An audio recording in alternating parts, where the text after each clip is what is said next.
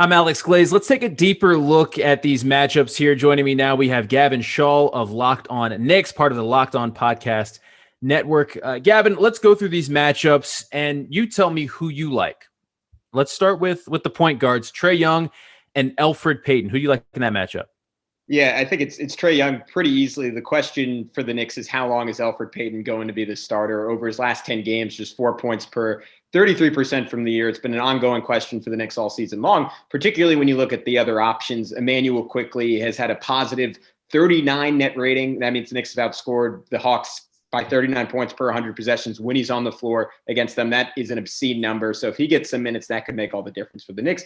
Frank Ntilikina's had a lot of success against Trae Young this year, holding him to 19 points on 6 of 15 shooting when he's been in. Derrick Rose has played like an all-star the second half of the season. So the Knicks have gone with quite literally their worst option all year. We'll see how long it takes Tom Thibodeau to make that change. So far, it sounds like for game one, it's going to be Elfrid Payton, who's the starting lineup, and Young would have a massive, massive advantage in that matchup. The resurgence of Derrick Rose has been interesting, and I actually like Emmanuel Quickley a lot. But let's move on to shooting guard. Bogdanovic or Reggie Bullock. Who do you like in that matchup? It's a fun one. I like Bogdanovic. He's been one of the best three-point shooters in the NBA over the second half of this season and has just turned into an absolutely electric scorer, high degree of difficulty, perfect complement to Trae Young.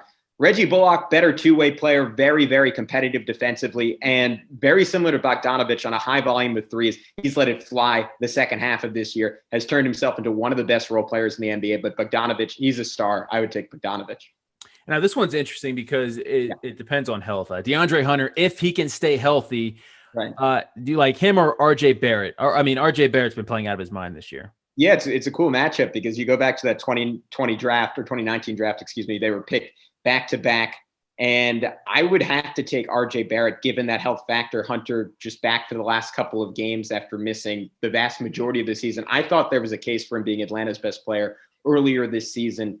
I'm not sure if he's going to get to that point this season. RJ Barrett taking a massive leap his second year, going from one of the worst three-point shooters in the NBA to one of the best three-point shooters in the NBA, on top of maintaining his defense and ability to get to the rim. So I would lean Barrett in that small forward matchup. Let's talk centers. CLINT CAPELA, he's been the X factor for the Hawks all season long. And then you have Nerlens Noel, who's been playing really well for the Knicks. Who do you like in that matchup?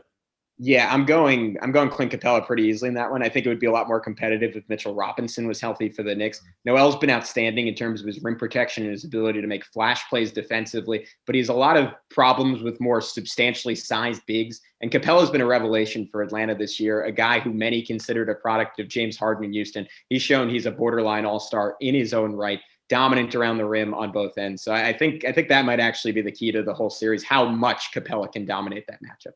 And finally, we have John Collins, who has been playing really well all season long for the Hawks. He's probably going to have the toughest matchup of this series, going up against Julius Randle, who's been playing, at times at an MVP level, right? Julius Randle's been the guy for the Knicks all season long. I think I know what you're going to say about this matchup. Yeah, it's a pretty good bet. I can't go against my guy, Julius Randle. I love John Collins. I'm interested to see what he potentially does on another team in future seasons, as his future in Atlanta seems kind of tenuous at the moment. But it's been so impressive to me that Collins has turned himself into a genuine stretch four, and while still maintaining his ability to rim run when CAPELA's out of the game. But Randle's on a whole nother level, man. His ability over the course of this year to develop from a horrible three-point shooter, much like RJ Barrett, into genuinely one of the league's elites among big men. And it's got better and better throughout the years. He continues to extend his range, take more and more off the dribble. It's opened up his passing ability.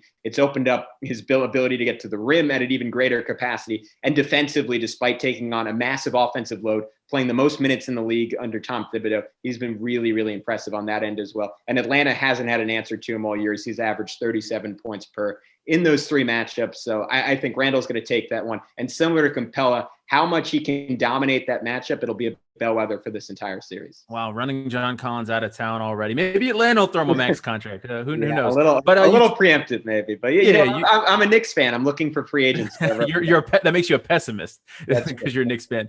You brought up Tom Thibodeau. Can either coach help their team win this matchup? We know Nate McMillan's done a great job with the Hawks since he took over things right before the All-Star break. But it's hard to ignore his playoff history. Can either coach coach their team to a win in this series?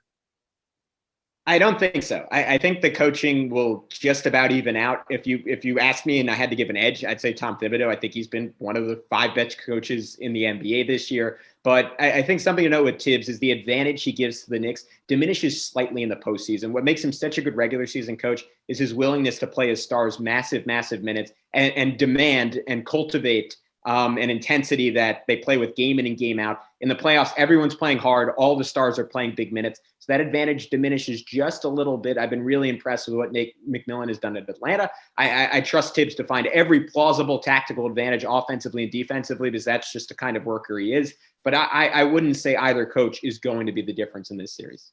All right. Thanks, Gavin. For more of the inside scoop on the Knicks, check out Locked On Knicks wherever you get your podcasts. Appreciate it, man. Thanks for having me on.